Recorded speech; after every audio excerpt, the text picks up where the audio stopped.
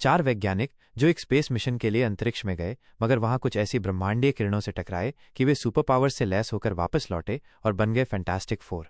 वे super heroes जो अपनी दुनिया को हर तरह के खतरों से बचाते हैं।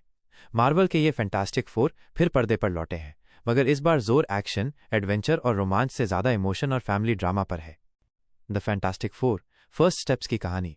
ये कहानी एक काल्पनिक रेट्रो फ्यूचरिस्टिक दुनिया अर्थ 828 के मसीहा fantastic four, Reed Richards, Pedro pascal, उसकी पत्नी सू स्ट्रॉम, वेनेसा किर्बी, दोस्त बेन ग्रिम, एबन मॉस बैचराच और साले जॉनी स्ट्रॉम, जोसेफ क्विन के परिचय से शुरू होती है। एक टीवी होस्ट दर्शकों को बताता है कि कैसे 4 साल पहले ये चारों स्पेस में गए और अलग अलग सुपर पावर वाले हीरो बन गए। मसलन तेज दिमाग वाला रीड किसी रबर की तरह फैल सकता, सू गायब हो सकती है, बेन अब विशाल पत्थर की तरह बन चुका है, वहीं जॉन उड़ते हुए आग के गोले में तब्दील हो सकता है। इन 4 साल में अपनी इन ताकतों के दम पर इन्होंने कई खलनायकों से लोगों की रक्षा की है। चारों एक परिवार की तरह साथ रहते हैं और जल्द ही रीड और सू के घर एक नन्हा मेहमान भी आने वाला है। लेकिन तभी इनकी दुनिया पर गैलेक्टस के रूप में एक खतरा मंडराने लगता है। गैलेक्टस अंतरिक्ष का वो राक्षस है जो पूरे के पूरे ग्रह निगल जाता है।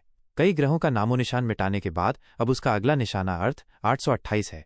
वो एक बार उनके ग्रह को बख्श देने को तैयार भी हो जाता है, मगर बदले में रीड और सू के बच्चे की जान मांगता है। ऐसे में ये चारों इस धर्म संकट से कैसे निकलते हैं, गैलेक्टस से कैसे लोगों को बचाते हैं, इसके लिए उन्हें क्या कुर्बानी देनी पड़ती है, ये फिल्म देखकर पता चलेगा। मार्वल सिनेमैटिक यूनिवर्स की ये 37वीं फिल्म आपको एक अलग ही किस्म की रेट्रो फ्यूचरिस्टिक दुनिया में ले जाती है, जहां हर्बी जैसा माहिर रोबोट है, मगर टीवी की स्क्रीन पुराने जमाने वाली है। वैज्ञानिक रीड ने टेलीपोर्टेशन जैसी आधुनिक तकनीक खोज ली है, मगर वो चौक से ब्लैकबोर्ड पर फॉर्मूले लिखता है। मैट चाकमैन निर्देशित इस फिल्म की एक अच्छी बात यह भी है कि ये पूरी तरह स्टैंड अलोन है। इसे समझने के लिए आपको दूसरी किसी फिल्म, कहानी या किरदारों को जानने की जरूरत नहीं पड़ेगी। हालांकि पिछला सब कुछ समझाने के चक्कर में कहानी थोड़ी बोरिंग हो जाती है। फिल्म की स्क्रीन प्ले में एक ठहराव है। एक्शन और रोमांच के वो धमाकेदार पल कम है जिसकी उम्मीद एक सुपर हीरो फिल्म में की जाती है। इसी तरह खलनायक जितना खतरनाक होता है, हीरो का नायकत्व उतना ही उभरकर दिखता है। फिल्म में गैलेक्टस जैसा विशालकाय और खूंखार विलन रच तो दिया गया है, लेकिन उसके साथ इन सुपर हीरोज की मुठभेड़ को बहुत हल्के में निपटा दिया गया है। खैर, फिल्म का वीएफएक्स जबरदस्त है जो आपको एक दूसरी दुनिया में ले जाता है।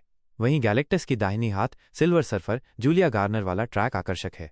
उनकी अदाकारी भी अच्छी है। कलाकारों की बढ़िया एक्टिंग इस फिल्म का प्लस पॉइंट है। पेड्रो पास्कल एक सुपर हीरो और एक पिता के बीच की दुविधा को अच्छे से पर्दे पर दिखाते हैं। इसी तरह विशालकाय होते हुए भी अकेलापन महसूस करने वाले बेन के इमोशन को एबन मॉस बैचराच बखूबी उभारते हैं। जोसेफ क्विन की मस्तीखोरी लुभाती हैं, वहीं सुपर पावर के साथ मदर पावर से लैस हुई वेनेसा किर्बी सब पर 21 पड़ती हैं। मार्वल की दूसरी फिल्मों की तरह क्लाइमैक्स के बाद क्रेडिट सीन्स को निहारते रहना जरूरी है, क्योंकि पोस्ट क्रेडिट में इस टीम के एवेंजर्स डूम्सडे में लौटने का सरप्राइज भी है।